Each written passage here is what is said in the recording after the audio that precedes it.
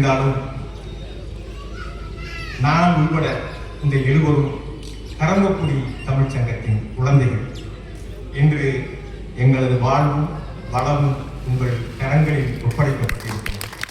எங்களை உற்சாகப்படுத்துவதால் இந்த உலகம் எங்களை பேசும் என்ற பெருநம்பிக்கையோடு இந்த விவாதத்தை தொடங்க இறைபக்தியில் மிஞ்சி நிற்பது பெண்களே என்ற அணித்தலைவியாக இருக்கிற தீசா கரவீராஜ் அவர்களை மேடைக்கு அழைக்கின்றேன்.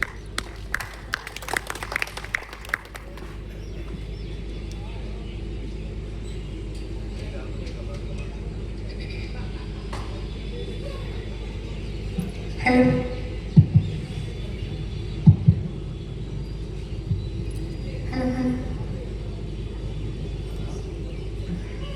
பாலும் தெளிவேனும் பாகும் பருப்பும் இவை 4ம் கலந்துனக்கு நான் தருவேன் கோலம் செய்.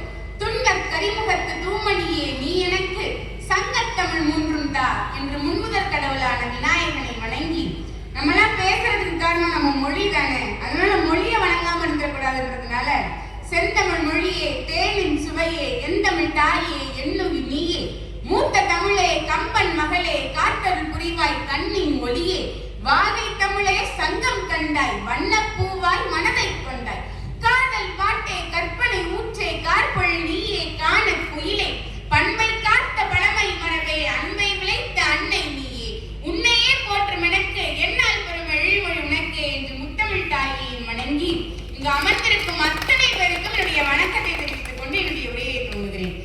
முதல்ல அனைவருக்கும் இனிய சித்திரை திருநாள் தமிழ் புத்தாண்டு நல்வாழ்த்துக்களையும் தெரிவிச்சுட்டு நான் பேச ஆரம்பிக்கிறேன். இன்னைக்கு இங்க நின்று நாங்கெல்லாம் பட்டிமன்றம் பண்றோம் அப்படின்னா அதுக்கு காரணம் மாவட்ட நகர ஒன்றிய கட்டிட தொழிலாளர்கள் சங்கம் தான். அதனால இங்க நாங்க பேசுறதுக்கு காரணமா இருக்கிறவங்களுக்கு நாங்க நன்றி தெரிவிச்சே ஆகணும்ல. அதனால மாவட்ட நகர ஒன்றிய கட்டிட தொழிலாளர்கள் சங்கத்துக்கு நாங்க நன்றியை தெரிவிச்சுக்கிறோம். அது மாதிரி நீங்களும் ஒரு நன்றி கடன் செலுத்தணும் அவங்களுக்கு. என்னன்னா, என்ன கட்டிடம் உங்க வீட்டுல இருந்தாலும் அதை நம்ம ஊர் கட்டிட தொழிலாளர்கள் கொடுக்க வேண்டியது நம்ம கடமை இல்ல. உடனே கீழே இருக்கவங்க எல்லாம் கேட்கறாங்க, ஏம்மா உங்களுக்கு கவர் கொடுக்குறாங்க, நீங்க பேசுறீங்க, நாங்க எதுக்குமா நன்றி கடன் செலுத்தணும் தேவையில்லாம அப்படின்னு கேக்குறீங்க. நாங்க என்ன நன்றி கடன் செலுத்துவோம் அப்படின்னா, எவ்வளவு உயர கட்டத்துக்கு போனாலும், எவ்வளவு நேரம் பிஸியா இருந்தாலும் இந்த கட்டிட தொழிலாளர்கள் சங்கத்தினால கொடுக்கப்படுற வாய்ப்பை நாங்க தட்டவே மாட்டோம் அப்படின்னு நாங்க உறுதியளிக்கிறோம். நடுவர்கள் எப்படி இருக்கலாமா? அப்ப அதே மாதிரி இந்த கட்டிட தொழிலாளர்கள் சங்கத்துக்கு எங்களை பரிந்துரை செய்த சாந்தியமூர்த்தி ஐயா அவர்களுக்கும் எவரெஸ்ட் சுரேஷ் ஐயா அவர்களுக்கும் நாங்க நன்றியை தெரிவிச்சுக்கிறோம். எங்களோட தமிழ் சங்கம் சார்பாக நாங்க நன்றியை தெரிவிச்சுக்கிறோம். இங்க எவ்வளவு உறுப்பினர்கள் இருக்காங்க, இருந்தாலும் இந்த பட்டிமன்றத்துல ஒரு சின்ன பாகமா என்னையும் சேர்த்துக்கிட்டு எங்க நடுவர் ஐயா மனோகர் ஐயா அவர்களுக்கும் நாங்க நன்றியை தெரிவிச்சுக்கிறோம். அடுத்து கரம்பை தமிழ் சங்கம் உங்களுக்கு கொடுத்த வாய்ப்பு ரொம்ப நன்றிங்கய்யா. அதே மாதிரியே இந்த இடத்துல என்னோட குரல் உங்க எல்லாரும் காதலையும் விழுகுது அப்படின்னா அதுக்கு காரணம் ஃபேமஸ் ஆடியோஸ். அண்ணனே பார்த்துட்டு இருக்காரு. அதனால ஃபேமஸ் ஆடியோஸ் அவங்களுக்கும் நாங்க நன்றியை தெரிவிச்சுக்கிட்டு, ஏன்னா எங்க குரல் அவங்க ஃபேமஸ் ஆகுறாங்கல்ல, அதனால அவங்களுக்கு நன்றியை தெரிவிச்சுக்கிட்டு எங்களோட உரையை துவங்குறோம். என்னம்மா வந்ததுல இருந்து தலைப்புல பேசலன்னு பார்த்தா நன்றி நன்றின்னு இருக்கியே ஏமான்னு கேட்கலாம். ஏன்னா ஆங்கில புத்தாண்டு அன்னைக்கு நம்ம விதவிதமா ரெசல்யூஷன் எடுக்கிறோம். ஆனா தமிழ் புத்தாண்டு அன்னைக்கு யாராவது ரெசல்யூஷன் எடுத்திருக்கோமா? அதனால இந்த மேடையில இங்க இருக்கிறவங்களுக்கு எல்லாம் சொல்ற, தமிழ் புத்தாண்டு அன்னைக்கு ஒரு ரெசல்யூஷனா நன்றி மறக்காம இருக்கணும் அப்படின்னு ஒரு ரெசல்யூஷன் எடுங்க நான் கேட்டுக்கிறேன். எடுப்பீங்களா? அதுக்கு நன்றினே சொல்லிட்டு இருக்கேன். சொன்னீங்கல்ல இப்போ எல்லாரும் நன்றி மறக்காம. சரி நடுவர்களே, சரி முதல்ல இப்போ எல்லாரும் Vijay TV, Zee Tamil, Sun TV எல்லாத்துலயும் படம் பார்த்து உட்கார்ந்துருப்பீங்க. கிரிக்கெட் மேட்ச் ஓடிட்டு இருக்கு, அதையும் பாக்குறதுக்கு உட்கார்ந்துருப்பீங்க. அதை பார்த்துக்கிட்டே சில பேர் பார்த்துட்டு இருக்காங்க. இங்க இப்ப அது ஏதாவது ஃபர்ஸ்ட் முதல்ல ஏதாவது படம் போட்டாங்கன்னா ஒண்ணு சொல்லுவாங்க. யாராவது டைலாக் சொல்ல முடியுமா? உலக தொலைக்காட்சிகளில் முதல் முறையாகன்னு சொல்லுவாங்கல்ல, அதே மாதிரியே நான் இப்போ ஒண்ணு சொல்றேன். உலக பட்டிமன்றங்களிலே முதல் முறையா விவாதம் ஆரம்பிக்கிறதுக்கு முன்னாடி நடுவர் தீர்ப்பு சொல்ல வைக்க போறோம். சொல்ல வச்சிடலாமா? பதில் வரல சொல்ல வைங்க. என்ன பண்ண போறோம்னா, நடுவர் நீங்க அதிகமா இருக்கு யாரு? ஆண்கள். அப்ப ஆண்கள் பக்தியில இருந்திருக்காங்க. ஆனா இல்ல, ஆண்கள் எல்லாம் பொழுதுபோக்காண்டி பட்டிமன்றம் பார்க்க வந்திருக்காங்க. ஆனா வீட்டுல பெண்கள் சாமி கும்பிட்டுட்டு நேரம் பக்தி பாடல்களை கேட்டு 20 பேர் பெண்கள் இருக்காங்க. அவங்க எல்லாம் குயிக்கா முடிச்சிருப்பாங்க, அதனால இருக்காங்க. அது மாதிரி பக்தியில மிஞ்சி இருக்கிறது யாரு? டிவிக்கு முன்னாடி போய் உட்கார்ந்து பார்த்தா தெரியும். வீட்டுக்கு நீங்க என்ன போகலன்னு நினைக்கிறேன். அவங்க பூஜை அறையில இருக்காங்களா, வரவேற்பறையில இருக்காங்க? ஏதோ ஒண்ணு பக்தியில இருக்காங்க. நிச்சயமா நான் தீர்ப்பு போய் சொல்ல மாட்டேன். பரவாயில்ல, சொல்ல வச்சிருக்கோம். சொல்லுங்க. சரி, அடுத்து நடுவர்களே, கோயிலுக்கு போய் நீங்க அர்ச்சனை பண்றீங்க, என்னென்ன கொடுப்பாங்க கோயில்ல இருந்து? கோவில்ல இருந்து என்ன கொடுக்கறதா, நான் அர்ச்சனைக்கு கொடுக்கறதா? இல்ல, நீங்க அர்ச்சனை கொடுத்தோடனே உங்கள்ட்ட திரும்ப ஏதாவது கொடுப்பாங்கல்ல? உடைச்ச தேங்காய் கொடுப்பாங்க. தேங்காய், அப்புறம் திருநீர் கொடுப்பாங்க. திருநீர், அப்புறம் வாழைப்பழத்துல ஒரு பாதி எடுத்துட்டு பாதி கொடுப்பாங்க. சரி, ஓகே. அடுத்து தட்டு தான் கொடுப்பாங்க. அதுக்கப்புறம் ஒண்ணு மறந்துட்டீங்க நடுவர்களே, சொல்லுங்க. பூ கொடுப்பாங்க நடுவர்களே. ஆமா, ஆமா. பூ எதுக்கு கொடுக்குறாங்க? நம்ம கொடுத்ததே திருப்பி கொடுக்குறாங்க. அது இல்ல நடுவர்களே, பெண்கள் தான் பக்தியா இருக்காங்கன்றதுக்காண்டி பூ கொடுக்குறாங்க. சரி. ஏன்னா ஆண்கள் போய் பூ வச்சுக்க முடியுமா தலையில? இத வச்சுதான் பாத்துக்கிட்டீங்களா? நடுவர்களே, 3 பேர் வைப்பாங்கன்னு நினைக்கிறேன், பதிலே வர மாட்டேங்குது. காதுல வச்சுக்குவாங்க. காதுல பூ சுத்தினாங்கன்னா அதுக்கு என்ன அர்த்தம் தெரியும்ல? அப்ப வந்து பெண்களுக்கு தலையில பூ வைக்க கடவுள் தெரிந்து அவர் அப்பவே முடிவு பண்ணிட்டாரு, பெண்கள் தான் பக்தியில விஞ்சியவங்க, அவங்களுக்கு தான் பூ கொடுக்கணும், அவங்களுக்கு தான் கொடுக்க கூடாதுன்னு சொல்லி முடிவு பண்ணி வச்சிருக்காரு நடுவர்களே. இப்ப தீர்ப்பு எங்க கொடுக்கணும்? முடியல. வரல. இன்னும் 6 பேர் பேச முடியும். நீங்க தான் பேசுறீங்க. இந்த 5 பேர் இருக்காங்க. சரி, அப்படியே நீங்க நடுவர்களே பாருங்க, பக்தி மயமா வேட்டி சட்டை கட்டிட்டு அப்படியே ஒரு சந்தனம் குங்குமம் அதெல்லாம் வச்சுட்டு உட்காந்துருக்காரு. அதனால ஆண்கள் பக்தியில இருக்காங்கன்னு நினைக்காதீங்க. வீட்டுக்கு போய் பார்த்தாதான் தெரியும். நீங்க பெரியம்மா அங்கேருந்து சாமி கும்பிட்டீங்க, 20 பேர் குயிக்கா சாமி கும்பிட்டாங்கல்ல, அதே மாதிரி அவங்களும் சாமி கும்பிட்டு திருநீர் பூசி அனுப்பியிருக்காங்க. அதனால நீங்க பெரியப்பா வந்து நல்லா இந்த வாதத்தை என்னால ஏத்துக்க முடியாது. இது நம்ம பிள்ளையார் கோயில்ல இருக்கிற ஐயர் குடிச்சு அவர் தான் பூசிட்டாரு. அவர் ஆண் தான்.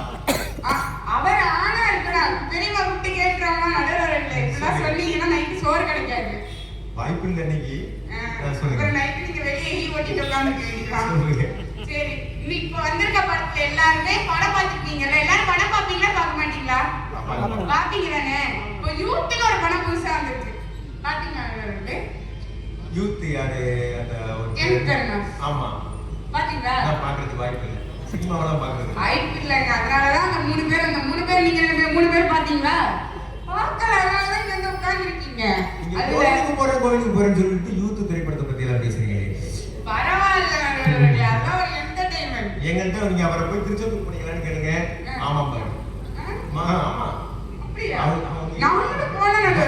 பக்தியை திரைத்தாங்க நாங்கள். பரவாயில்ல, நான் அவர் வந்து பக்தின்னு சொல்லிட்டு வேற எங்க போனாருன்னு யார் பார்த்தா? நாங்க உண்மையை சொல்றோம், போய் சொல்றாங்க. சரி, யூத் படத்துல கென் கருணாஸோட அம்மாவோ ஒரு கேரக்டர் நடிச்சிருப்பாங்க. அந்த அம்மா ரொம்ப பக்தி. Ken Karunas 10th 12th pass ஆனதுக்கு காரணமே அந்த அம்மாவோட பக்தி. அந்த அம்மா லாஸ்ட் சொல்லுவாங்க. ஆனா அந்த அப்பா என்ன பண்ணுவாரு தெரியுமா?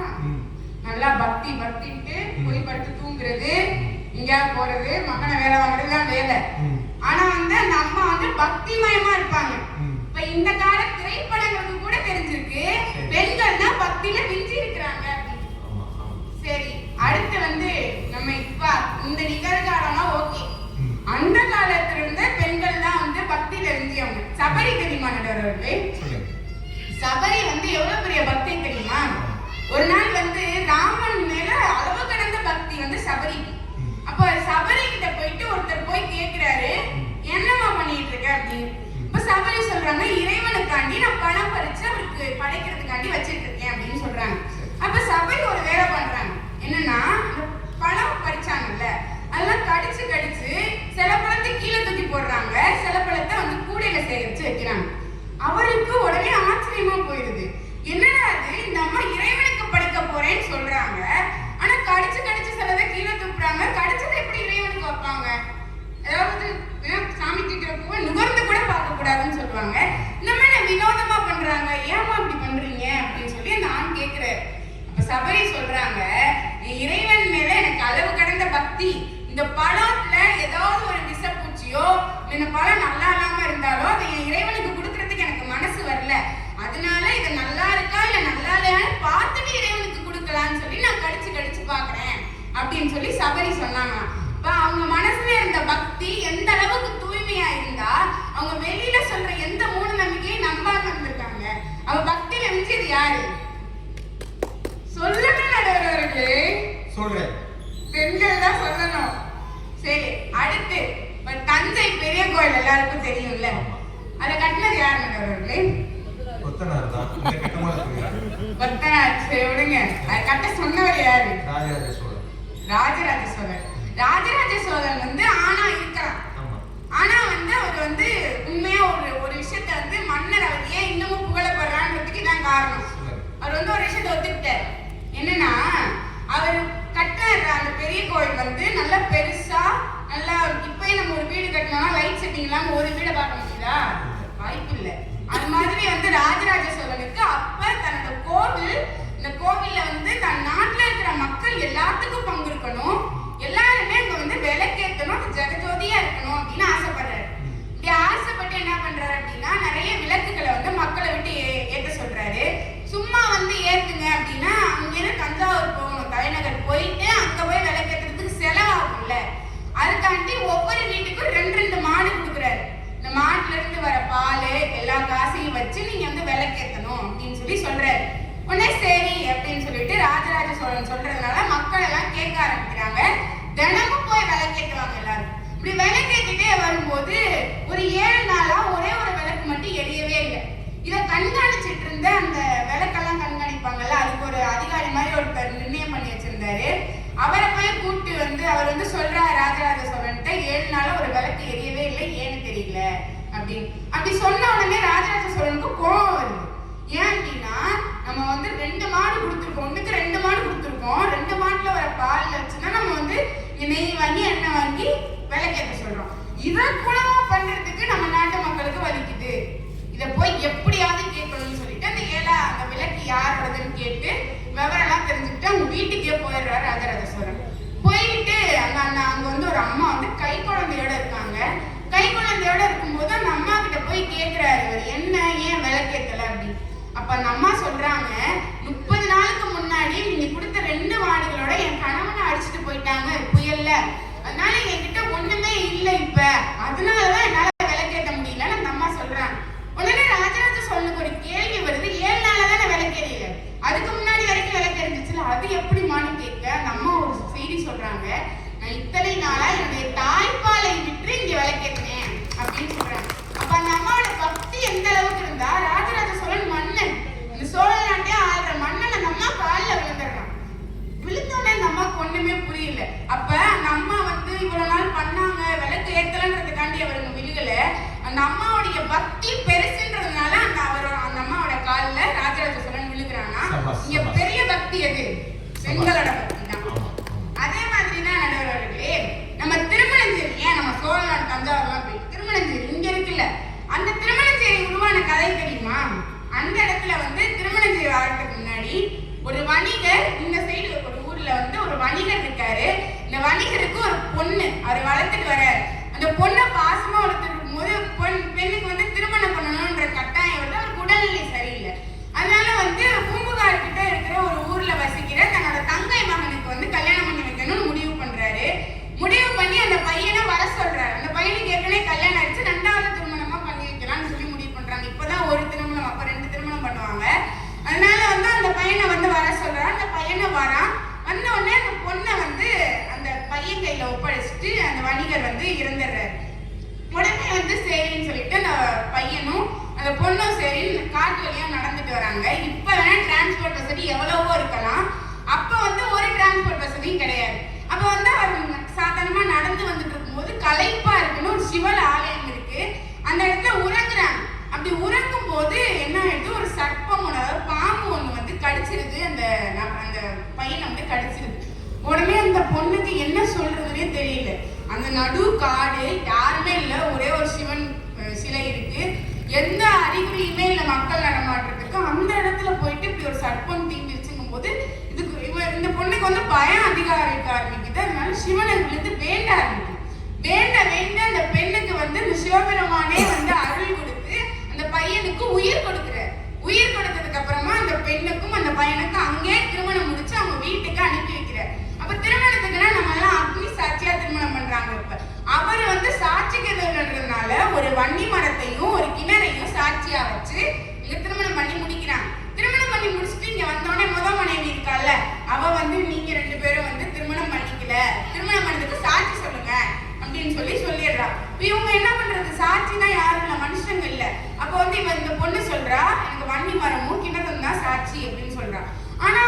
யாருமே ஒத்துக்கல. பஞ்சாயத்துக்கு போயிருக்கு முடிவு. பஞ்சாயத்துக்கு போனதுக்கு அப்புறமும் யார் நம்புவாங்க வன்னி மரமும் கிணறு சாட்சின்னா? அதுக்கு வாயா இருக்கும் அந்த சாட்சி சொல்றதுக்கு. உடனே வந்து அங்க பட்டிமன்ற அந்த பஞ்சாயத்துல உள்ளவங்க எல்லாம் சொல்றாங்க, நீங்க வந்து சாட்சி வச்சு நிரூபிச்சா தவிர உங்களுக்கு இல்லைன்னா கல்யாணம் நடக்கலன்னு முடிவு பண்ணிடுவோம்னு சொல்ற அளவுக்கு போயிடுச்சு. அந்த பெண்ணுக்கு வந்து அன்னைக்கு நைட்டு கனவுல வந்து சிவபெருமான் வர வந்து சொல்றாரு, இங்க யாரும் நம்பலங்கும் போது திருநெல்வேலியில நெல்லையப்பர் கோயில் இருக்குல்ல, இந்த நெல்லையப்பர் கோயில்ல இந்த வன்னி மரமும் கிணறும் இருக்கும், போய் பார்த்துட்டு வர சொல்லு அப்படின்னு சொல்றாரு. அதே மாதிரி கனவுல வந்தது இந்த பெண் அப்படியே போய் சொல்ல அந்த கோயிலுக்கு போய் பார்க்க அத்தனை நாளா இல்லாத வன்னி மரமும் கிணறும் அங்க இருந்திருக்கு. இதை பார்த்த உடனே அதிர்ச்சியில திகைத்து போறாரு. அங்க இருக்கிற பட்டிமன்ற அந்த பஞ்சாயத்துல உள்ளவங்க எல்லாம் ரொம்ப அதிர்ச்சி ஆயிடுறாங்க. அப்ப இந்த இடத்துல பெண்களோட பக்தி எந்த அளவுக்கு நியாயமா அந்த சிவனையே போய் அடைஞ்சிருக்குன்னு பார்க்கணும். இப்ப இங்க மிஞ்சிருக்கிறது யாரு? பெண்கள் பக்தி தான். அதே மாதிரிதான் வந்து மாணிக்க வாசகர் தெரியும்ல எல்லாருக்கும். அவரை வந்து வைகையாத்து சுடுமணல்ல பாண்டிய மன்னன் போட்டு சித்திரவதை பண்றான். இப்படி சித்திரவதை பண்ணும்போது இங்க இருக்கிறவங்க எல்லாம் வந்து எதுவும் பண்ண முடியாது. ஏன்னா மன்னருடைய வார்த்தை அதுதானே கேட்கணும். அப்ப மன்னரோட வார்த்தையை கேட்கணுன்றதுனால எல்லாம் அமைதியா உட்கார்ந்துருக்காங்க. இங்க வந்து கஷ்டப்படுறாரு மாணிக்க வாசகர். இதை பார்த்து தாங்க முடியல சிவபெருமானுக்கு. என்னதான் இருந்தாலும் திருவாசகர் எழுதினவர்ல, அவர் ஆண்கள் பக்தியா இருக்காங்கன்றதுனால சொல்லல, அவர் திருவாசகத்தை எதிர்க்காரு. அதனால வந்து மாணிக்க வாசகர் வந்து அப்படி கஷ்டப்படுறத பார்த்துட்டு நம்ம சிவபெருமான் வந்து என்ன பண்றாரு, ஏதாவது ஒண்ணு பண்ணணும் அப்படின்னு சொல்லிட்டு முடிவு பண்ணி போறாரு. முடிவு பண்ணிட்டு வந்து சொக்கன் அப்படின்ற ஒரு பேரோட போறாரு. பேரோட போய் அத்தனை வீடுகள் இருக்கும். ஆனா அங்க வந்து அவர் புட்டு விற்கிற பாட்டி வீட்டுலதான் போய் நான் உங்களோட அந்த வெள்ளம் வர மணல் அடைக்கிறதுக்கு நான் போறேன் அப்படின்னு இந்த புட்டு விற்கிற பாட்டி வீட்டுல போய் தங்குவார். ஏன் அவங்க எத்தனையோ வீடு இருக்குல்ல, ஏன் பக்கத்துல எவ்வளோ ஆண்கள் வீடு இருக்கும்போது ஏன் ஒரே ஒரு பாட்டி இருக்கிற வீட்டுல போய் இருந்தாருன்னா இந்த பாட்டியோட பக்தி ரொம்ப பெருசு. உண்மைனா கை தட்டுங்க. ஏன் எல்லாம் சாப்பிடலையா மத்தியானம்? கேட்டு வாங்குறதுக்கு இருக்கு, நீங்க கைதட்டிடுங்க. அதே மாதிரிதான் சரி மாணிக்க வாசகர் திருவாசகத்தில் தெரியும். அவர் இன்னொரு ஒரு நூல் எழுதியிருக்காரு, உங்களுக்கு தெரியுமா? திருவம்பாவைன்னு ஒரு நூல் எழுதியிருப்பார். அவர் ஒரு ஆண் இருந்தாலும் பெண்கள் தான் பக்தியில மிஞ்சியவங்கன்னு அவருக்கு தெரிஞ்சதுனாலதான் அவர் வந்து தன்னையே பெண்ணா பாவிச்சு திருவம்பாவை எழுதியிருப்பார். அவர் ஆண் தானே, அவர் எழுதியிருக்கலாம்ல அப்படியே. ஏன் திருவம்பாவை பெண்ணா பாவிச்சு எழுதணும்னா அவருக்கு தெரிஞ்சிருக்கு பெண்கள் தான் பக்தியில மிஞ்சியவர்கள். நடுவர்கள் தெரியுமா தெரியாதா? தெரியும். அதனால நல்ல தீர்ப்பா சொல்லணும். அதே மாதிரிதான் வந்து மகாதேவின்னு ஒருத்தவங்க இருக்காங்க. கட்டாயப்படுத்துறத பார்த்தா எனக்கு பயமா இருக்கு. உண்மையை சொல்றதுக்கு கட்டாயப்படுத்தலாமா படுத்தக்கூடாதா? கேளுங்க. என்ன உண்மையை சொல்றது கட்டாயப்படுத்தலாமா படுத்தக்கூடாதா? யாரும் பதில் சொல்லலையே, கேளுங்க. ஆனா பதிலே சொல்ல மாட்டீங்க.